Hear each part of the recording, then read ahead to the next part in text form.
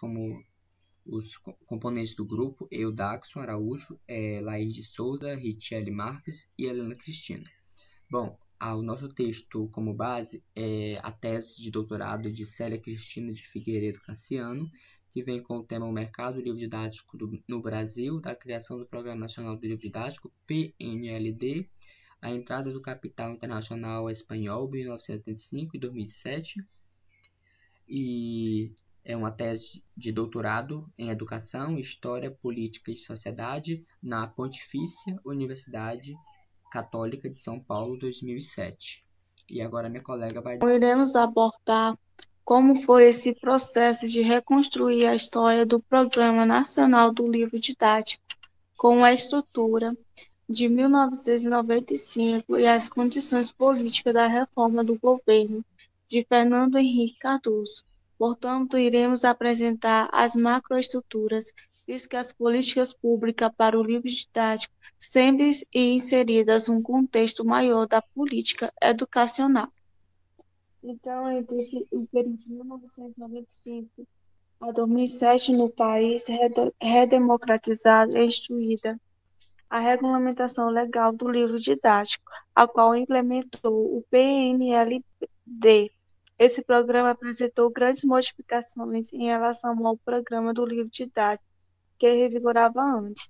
Então, ele é um programa do governo federal, o qual tem como objetivo oferecer livros didáticos gratuitos aos estudantes das escolas públicas do ensino fundamental de todo o país, e que a responsabilidade pela política de execução do PNLD é o Fundo Nacional de Desenvolvimento da Educação, trazendo princípios até então inéditos de aquisição e distribuição universal e gratuita de livros didáticos para todos os alunos da rede pública.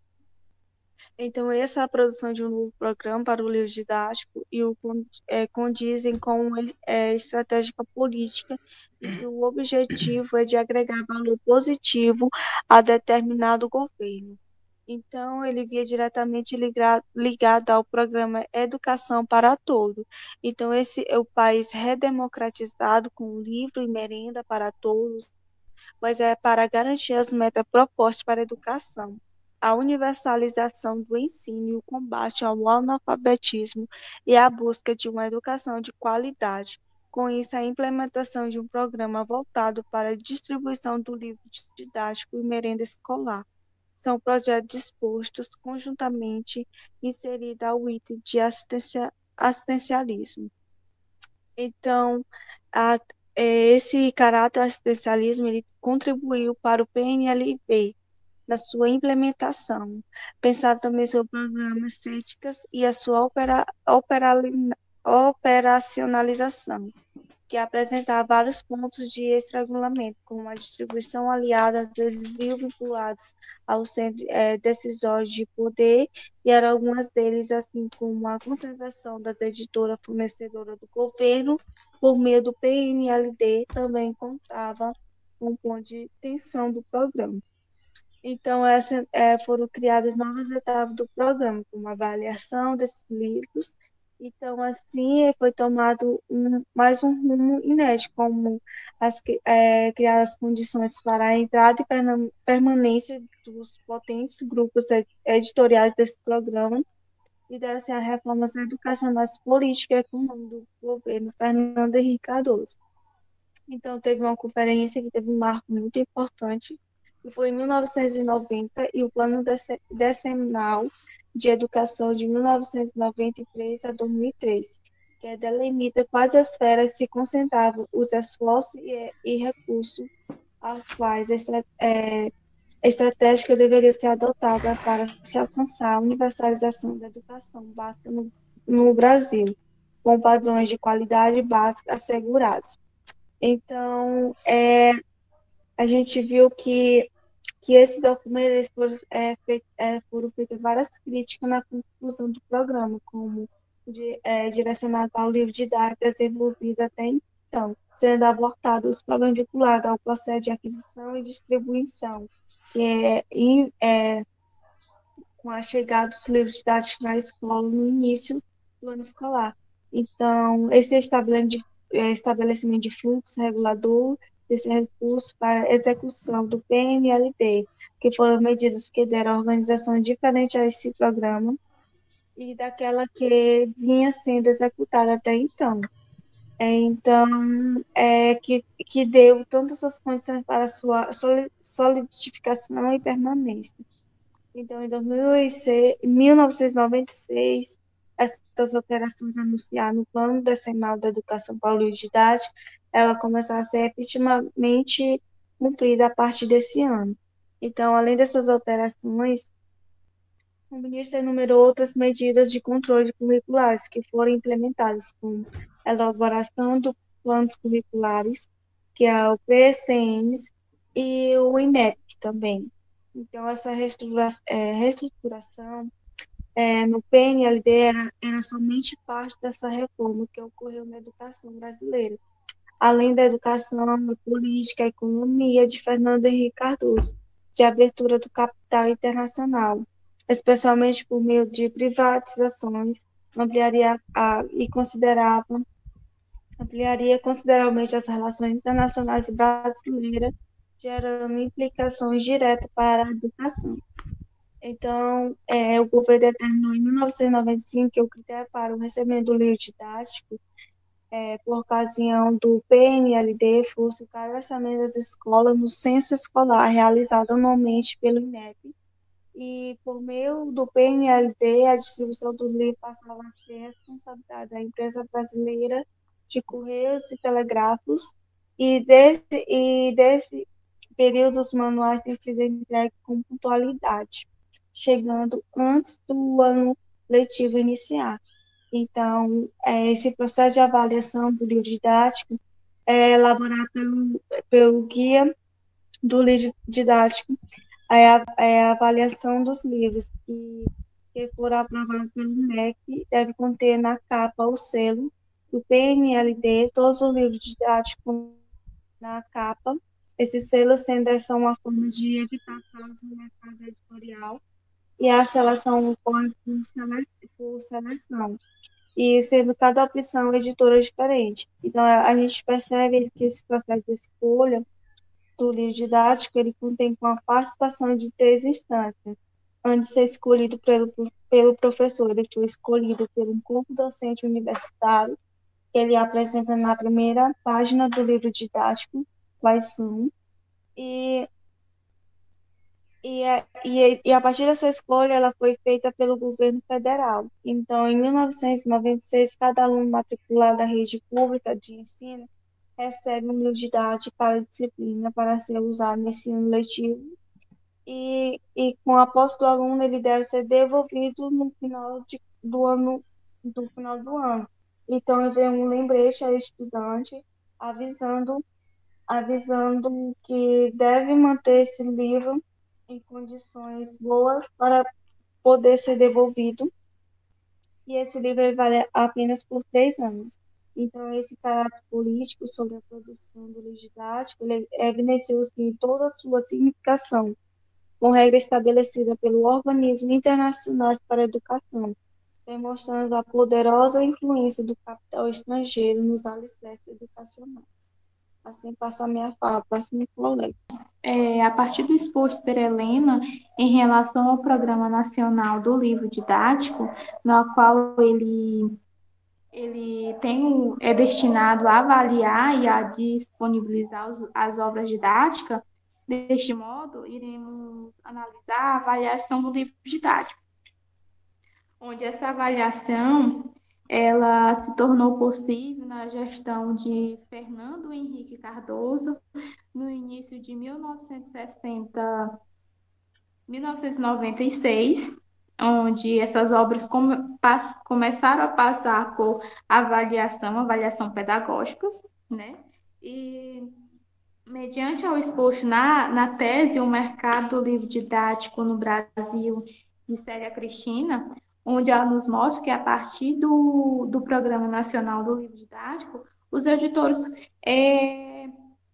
foram se adequando às critérios que foram estabelecidos pelo governo, no momento em que fosse produzir os livros didáticos, na qual, nesse momento, eles atender esses critérios específicos pelo governo e pelo MEC.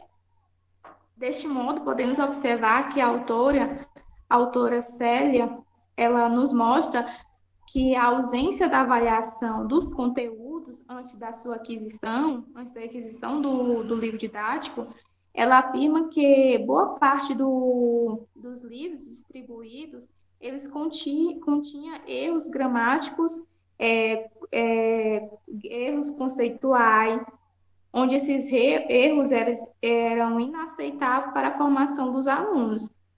Deste modo, o Programa Nacional do Livro Didático, ele teve um procedimento padronizado no programa, onde foi lançado para cada livro ter a função de publicar um edital, né? Um edital para a inscrição dos programas para a inscrição dos livros didáticos. Bom, e a execução do Programa Nacional do Livro Didático, ele é realizado de forma alternada, onde são atendidos em ciclos diferentes. O primeiro ciclo seria a educação infantil,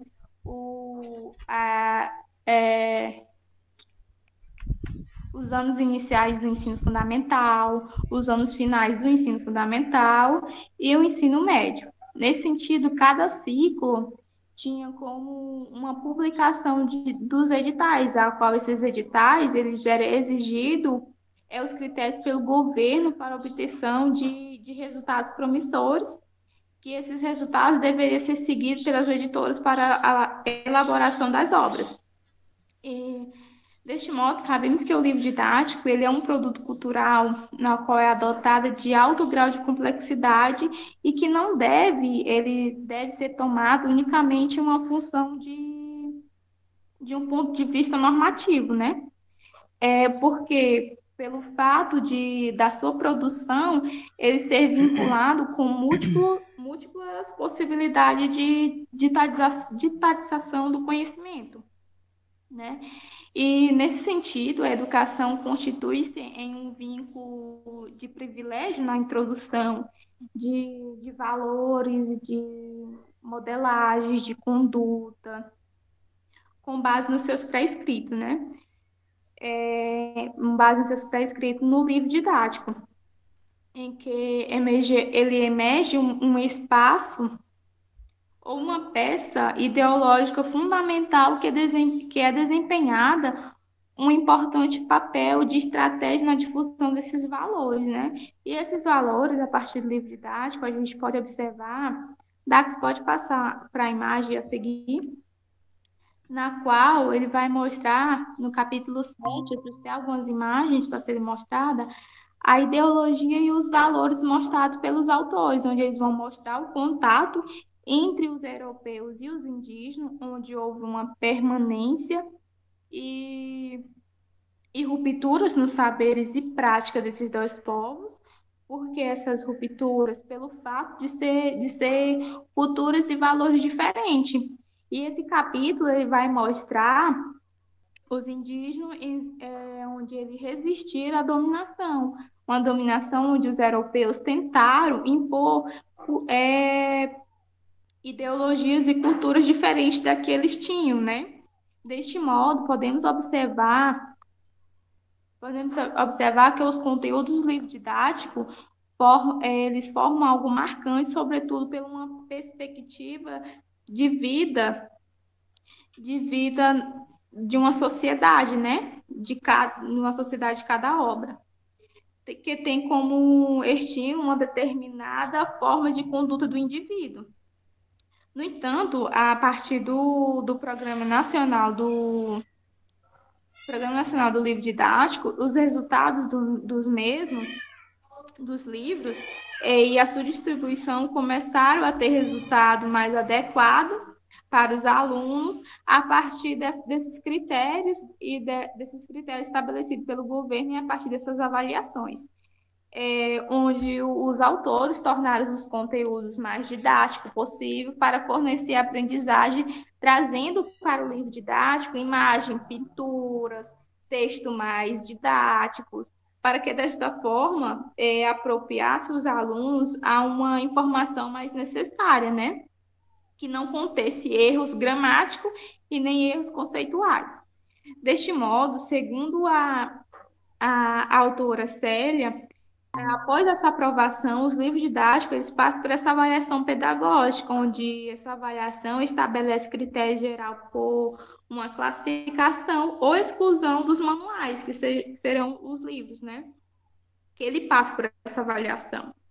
E ao longo desse processo de avaliação, ele sofre algumas alterações didáticas ou alterações pedagógicas, e até mesmo eles observam as qualidades dos editores, as gráficas, a permanência do manual para o professor, a correção utilizada do livro didático. E essas avaliações estabelecidas são pelos livros didáticos, eles não devem expressar preconceitos de qualquer origem e nem conceitos errados, né? Por isso é preciso desse processo de avaliação sobre o livro didático para saber se o livro didático está apto para ser entregue e utilizado pelos alunos.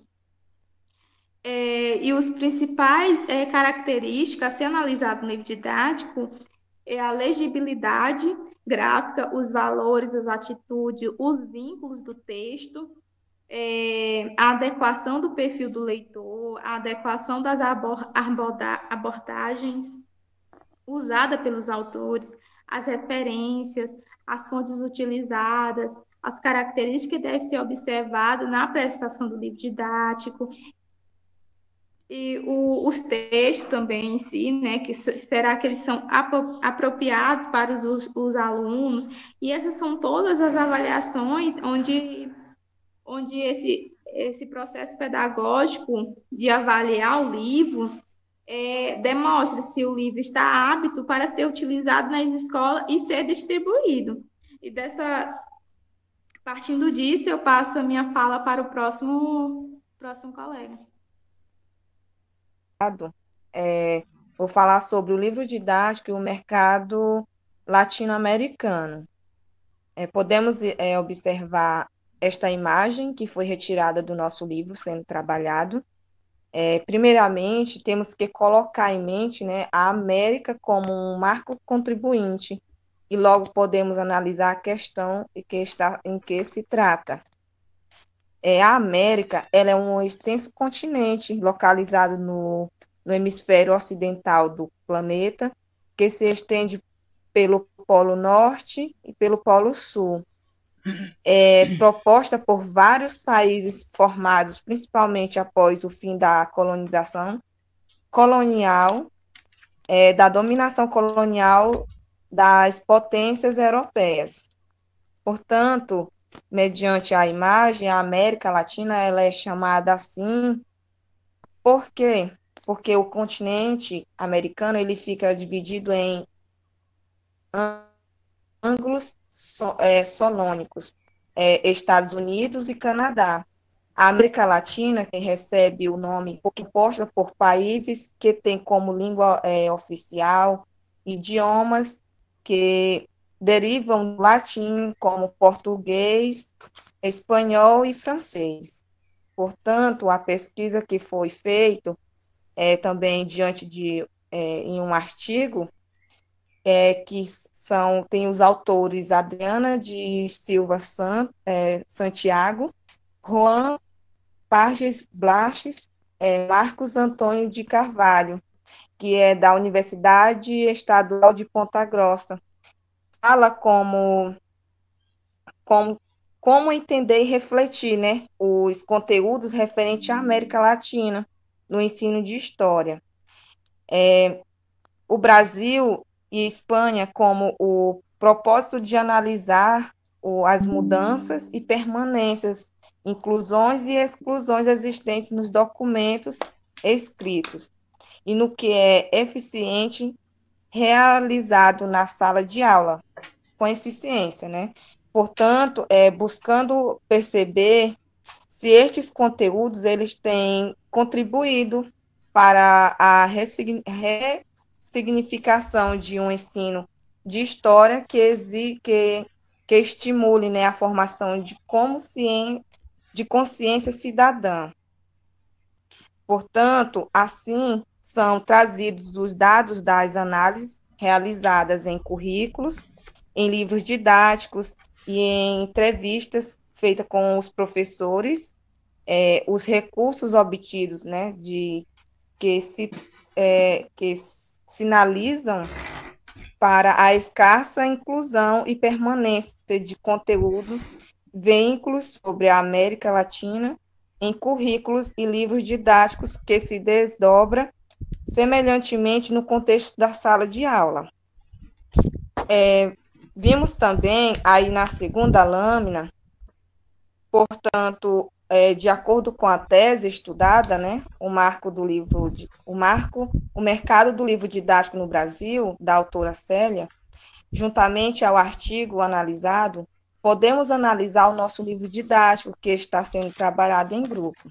Trouxe alguns exemplos, né, citados na imagem que vocês estão vendo, assim relacionando eles com todos os outros estudos já abordados. Já vimos a imagem no início, né, que o mapa ele é representa, né, representa todos desculpe, o mapa esse mapa ele representa, né, tudo que a gente está falando, e também podemos ver no mesmo capítulo 13, aqui nas páginas, nessas outras imagens, na página 210 e 220, que fala sobre a expansão territorial e povoamento, né, nessas outras imagens aí, isso, Daxon, que foi abordada a partir da conquista espanhola da América, que começou pelas ilhas do Caribe, né, os espanhóis, porém, não ocupavam todas elas, concentrando-se nas ilhas espanholas onde hoje eles estão, onde hoje a República Dominicana e o Haiti, Cuba, Porto Rico e Jamaica. Já lá no início do século XVI, com a diminuição da população indígena, os espanhóis começaram a levar africanos escravizados para as ilhas caribianas. Então, aí é o resumo, né, dessas imagens que falam, e a gente pode ver essa relação dos espanhóis, né, presente até hoje no nosso livro didático. E, em suma, podemos perceber que a didática ela está sempre presente, ou seja, ela sempre esteve presente em nossas histórias, né? Que a América Latina, ela sempre contribuiu para que a nossa didática seja proposta por livros didáticos em sala de aula pelos processos pedagógicos. Portanto, o mercado didático, ele é um dos principais mercados com editoras, né? E essas editoras, elas são as maiores, umas das maiores, né, editoras de livros da América Latina. Portanto, é o Brasil que ocupa, né, a 9ª posição global do consumo de livros, e isso só ficando atrás da Espanha e à frente da Índia. O Brasil ele é o mais visto como consolidado como o maior da América Latina. E na questão de consumo, né, o governo federal ele é o maior consumidor individual de livros que vai distribuídos que ele distribui em todas as redes públicas do ensino fundamental e médio. Portanto, agora eu vou passar dando continuidade à fala que as minhas colegas já abarcaram, é que a Célia Cristina ela vai nos mostrar em sua tese essa questão do mercado do livro didático, e que ela explica que já a partir dos anos 90 que nós sabemos que tinha esse mercado do livro didático que era, digamos que, entre aspas, unilateral, de cada país tinha o seu livro, mas que ela explica que a partir de 1990, que foi realizada uma conferência mundial sobre educação na Tailândia, que resultou em diretrizes para a educação mundial, que nessa discussão estavam grandes organizações como a ONU, Unesco, Unicef, PNUD e o Banco Mundial, e que ela explica que isso se resultou em grandes iniciativas para o Plano Decenal de Educação para Todos, e que nessa mesma data, já a partir de 93 a 2013, a 2003, iniciou-se no Brasil os acordos com o MEC para a produção do livro didático em todo o território brasileiro. E com isso iniciou-se uma série de debates contra e a favor da aquisição. E principalmente esse debate no poder público, mas que o programa PNLD foi regularmente financiado com a aprovação da resolução de número 6, em 93, que destina ao PL recursos financeiros no governo de Fernando Henrique Cardoso. E que, a partir disso, em 2002, a Associação de Livros, que é a Abre Livros, e tem também a ABRALE, que é a Associação Brasileira de Editores de Livros. Essas duas instituições, eles encaminharam um documento formal ao futuro presidente, que no caso seria Luiz Inácio Lula da Silva, fomentando suas reivindicações nesse documento, e que nesse documento tinha pontos fundamentais para uma interlocução com a nova gestão, que seria novas normas ao PLD. Então, em 2013, já com o governo de Lula, já eleito, houve a ampliação do PLD, que teve início no século XXI. E que nesse novo governo, em 2013, o PLD criou novos programas, como o Programa de Livro Didático para o Ensino Médio e, em 2007, o Programa Nacional do Livro Didático para a Alfabetização de Jovens e Adultos. E com isso, o Brasil distribuiu 900 milhões de livros didáticos em todo o território. E aqui eu coloquei como se deu essa articulação de expansão de livro didático em todo o território. O MEC no centro, né, e tem essas instituições criadas governamentalmente, que foi criado essas instituições para que fosse dada com mais expansão e vigor essa redistribuição dos livros, que no Brasil essa distribuição de livro didático deu-se através do FNDE, Desenvolvimento da Educação, e com a distribuição de livros didáticos em diversas áreas. Esse programa ele abarcava isso, e tinha outros grandes programas, como está aí, FNDE, SECAD, PNLM, que para ocorrer de forma mais rápida a expansão dos livros, era criada esse acordo com diversas instituições, como SECAD, que eu acabei de falar, e que a autora ela vai nos explicar que, segundo essas grandes instituições, tinha também editoras de livros, que eram as companhias de editora nacional, que tinha o Legado de Laboado, e as editoras Saraiva, que tem a escritora do nosso livro, a editora do nosso livro, que nós estamos trabalhando, que é o livro de historiado Jaime Coutrin e Jaime Rodrigues e Gilberto Coutrin, perdão, por causa do tempo, e que a autora ela vai falar sobre diversas instituições e editoras que contribuíram para a expansão do livro didático. E é isso a nossa apresentação.